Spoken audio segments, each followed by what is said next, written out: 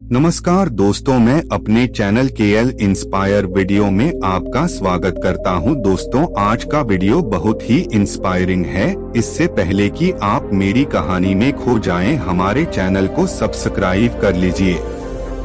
तो चलिए शुरू करते हैं। गौतम बुद्ध की कथा में एक दिन एक युवक गौतम बुद्ध के पास आया और पूछा, गुरुदेव, मुझे समझ नहीं आता कि अच्छे लोगों के साथ ही बुरा क्यों होता है। गौतम बुद्ध ने उसके सवाल को समझते हुए एक कहानी सुनाई। कई साल पहले एक राजा ने एक सवारी करने वाले सिपाही को उचित प्रशिक्षण देने के लिए अभ्यास कराने का निर्णय लिया। इस सिपाही के पास एक दोस्त था जो उससे काफी जल्दी रंगीन तरीके से मेल खाता था। वे अच्छे दोस्त थे और सवारी के दौरान एक साथ खुशी खुशी बातें करते थे।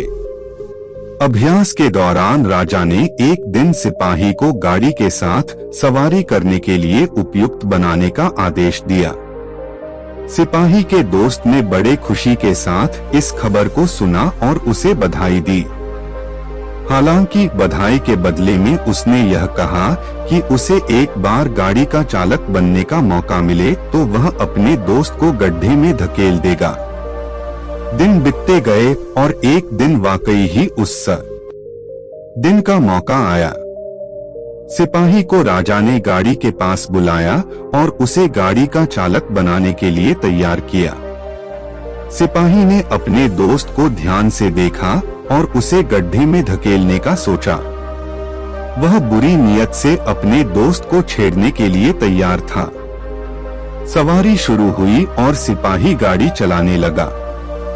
वह धीरे धीरे गाड़ी को गड्ढे के पास ले जा रहा था जब उसका दोस्त अचानक गड्ढे से बाहर निकलकर सवारी को बचा लिया। सिपाही बहुत ही चकित हो गया और उसने अपने दोस्त से पूछा, तुमने मुझे बचाकर क्यों किया? मैंने तुम्हारे साथ बुरा क्या किया है? उसका दोस्त मुस्कुराते हुए बोला, मेरे दोस्त, तुम अच्छा होने के बावजूद मुझे बुरा करने का सोच रहे थे। मैं तुम्हारे साथ अच्छा कर रहा हूँ क्योंकि यह मेरी स्वाभाविकता है, न कि तुम्हारे अच्छे होने के कारण। गौतम बुद्ध ने इस कथा के माध्यम से युवक को समझाया कि अच्छे लोगों के साथ बुरा होता है व्यक्ति की स्वाभाविकता और उसके कर्मों से, न कि उनके अच्छे होने के कारण। हमें दूसरों की मदद करने की इच्छा और नेकी करने की संकल्पना होनी चाहिए और उसे व्यक्त करने के लिए हमें स्वयं में बदलाव लाना चाहिए। इस रूप में हम अपने आप को और अपने कर्मों को संशोधित करके एक श्रेष्ठ व्यक्ति बन सकते हैं। यह कथा हमें यह भी सिखाती है कि हमें दूसरों की सहायता करते समय आपके अच्छे या बुरे कर्मों का फल देने का विचार नहीं करना चाहिए। हमें सदैव नेकी और सहायता का मार्ग चुनना चाहिए, चाहे दूसरे लोगों की प्रतिक्रिया हमारे लिए सकारात्मक हो या न कोई असाधारण बात न हो।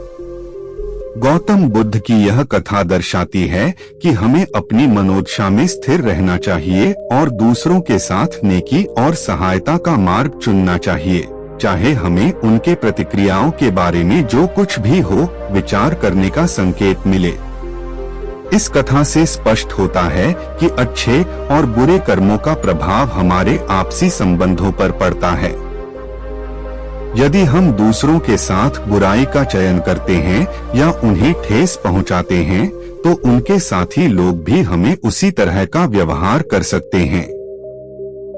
यह एक अविनाशी चक्र हो सकता है जिससे हमारे साथी लोगों के साथ तनाव और विरोध बढ़ता जाएगा। गौतम बुद्ध ने यह बताया कि इस चक्रव्यूह से बचने का सबसे उत्तम तरीका हमारी अपनी आत्मसंयम है। हमें अपने विचारों, भावनाओं और क्रियाओं को नियंत्रित करना चाहिए। हमें एक स्थिति में धीरज बनाए रखनी चाहिए और बुरे प्रवृत्तियों को संयमित करने की क्षमता विकसित करनी चाहिए। जब हम आत्मसंयम का अभ्यास करते हैं तो हम अपने आप में स्थिरता और शांति प्राप्त करते हैं, जिससे हमें अपने साथी लोगों के प्रति सद्भाव और सहयोग बनाए रखने की क्षमता होती है। गौतम बुद्ध की इस कथा से हमें यह सीख मिलती है कि सच्चे और तत्पर बनने के लिए हमें अपने आप को और अपने भावनाओं को समझना चाहिए। हमें नेकी, सहानुभूति और सम्मान की भावना को अपनाना चाहिए। हमें दूसरों के साथ व्यवहार करते समय विचारशीलता और सद्भाव की भावना बनाए रखनी चाहिए। यह हमारे आपसी संबंधों को स्थायी और सुखद बनाए रखेगा। इस कथा के माध्यम से गौतम बुद्ध ने हमें यह बताया है कि अच्छे लोगों के साथ बुरा होना हमारी स्वाभाविकता से नहीं होता है, बल्कि हमारे अच्छे या बुरे कर्मों के परिणाम स्वरूप होता है। हमें अपने आप को सुधारने और नेकी के पथ पर चलने का संकल्प लेना चाहिए। इस प्रकार हम उच्चतम और समृद्ध जीवन की ओर प्रगति कर सकते हैं।